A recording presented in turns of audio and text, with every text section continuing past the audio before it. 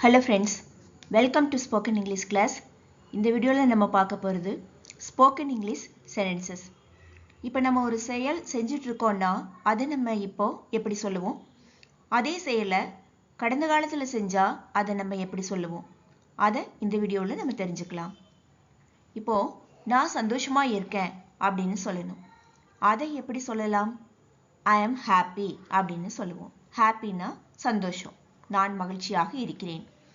அதுவே நான் சந்தோஷமாக இருந்தேன், நான் மகிழ்ச்சியாக இருந்தேன் அப்படின்னு சொல்ல நினைச்சா I was happy அப்படின்னு சொல்லுவோம்.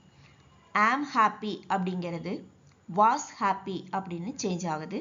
was அப்படிங்கிறது நம்ம past tenseல நடந்த விஷயத்தை சொல்றோம். I was happy, நான் மகிழ்ச்சியாக இருந்தேன். இப்போ எங்களுக்கு பசிக்குது, நாங்க பசியோடு இருக்கோம் அப்படின்னு சொல்லணும்னா we are hungry அப்படின்னு சொல்லுவோம். we are hungry. hungryனா பசி. எங்களுக்கு பசிக்கின்றது, நாங்கள் பசியோடு இருக்கிறோம் அப்படின்னு அர்த்தம். அதுவே நாங்க பசியோடு இருந்தோம் அப்படின்னு சொல்லணும்னு நினைச்சா we were hungry அப்படின்னு சொல்லுவோம். we were hungry. are அப்படிங்கிறது were அப்படின்னு சேஞ்ச் ஆகுது. ஆர்ங்கிறது present tenseல நம்ம யூஸ் பண்ணுவோம். were அப்படிங்கிறது past tense பத்தி சொல்லும்போது நம்ம யூஸ் பண்ணுவோம். நீ பிஸியா இருக்க அப்படின்னு சொல்லணும். இப்போ நம்ம யார்கிட்டயாவது பேச போறோம், அவங்க ஏதாவது வேலை பார்த்துட்டு இருக்காங்க. சரி நீ பிஸியா இருக்க, நான் அப்புறம் பேசுறேன் அப்படின்னு சொல்லுவோம். You are busy.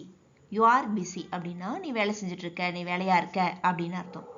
அதுவே நீ பிஸியா இருந்த, அதான் நான் வரல, அதான் நான் பேசல அப்படிங்கிற மாதிரி சொல்லுவோம். நீ பிஸியாக இருந்தாய், இதை நம்ம எப்படி சொல்லலாம்? You were busy. You were busy.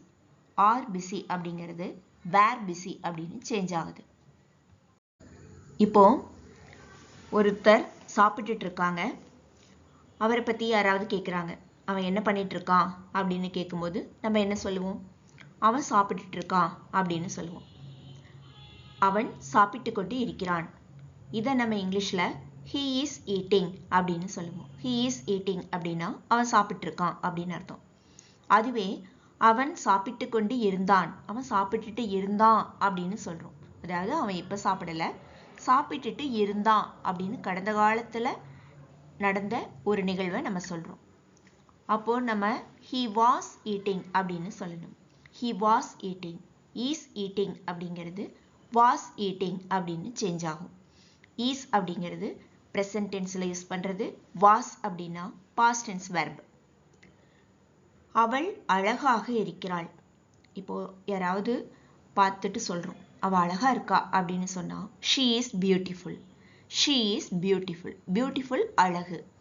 அதுவே அவ அழகா இருந்தா அப்படின்னு சொல்றதுன்னா she was beautiful. she was beautiful. அது எளிமையாக இருக்கிறது, அது ஈஸியா இருக்கு அப்படின்னு சொல்றதுக்கு it is easy. it is easy.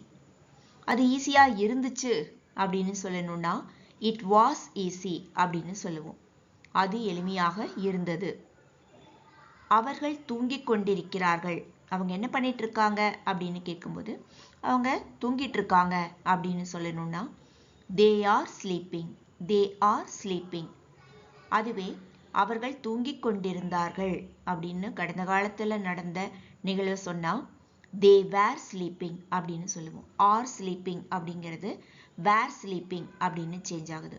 இந்த வீடியோவில் நம்ம பார்த்துருக்க கூடியது இப்போ நடக்கிற ஒரு செயல், அதை நம்ம எப்படி சொல்லுவோம். அதுவே பாஸ்ட் டென்ஸில் நடந்தது பற்றி சொல்லும்போது நம்ம எப்படி சொல்லுவோங்கிறத தெரிஞ்சிட்டோம். சப்ஜெக்ட் he வரும்போது he, she, it இதுக்கெல்லாம் is, was இந்த ரெண்டு வெர்பும் யூஸ் பண்ணுவோம். we, you, they இந்த சப்ஜெக்ட் வரும்போது are, were யூஸ் பண்ணுவோம். ஐங்கிற சப்ஜெக்ட் வரும்போது am, was யூஸ் பண்ணுவோம் அப்படிங்கிறதையும் நம்ம தெரிஞ்சிருக்கோம். தேங்க்ஸ் ஃபார் வாட்சிங் திஸ் வீடியோ. இந்த வீடியோ உங்களுக்கு பிடிச்சிருந்ததுன்னா லைக் பண்ணுங்க, கமெண்ட் பண்ணுங்க, ஷேர் பண்ணுங்க. நெக்ஸ்ட் வீடியோவில் பார்க்கலாம். தேங்க்யூ.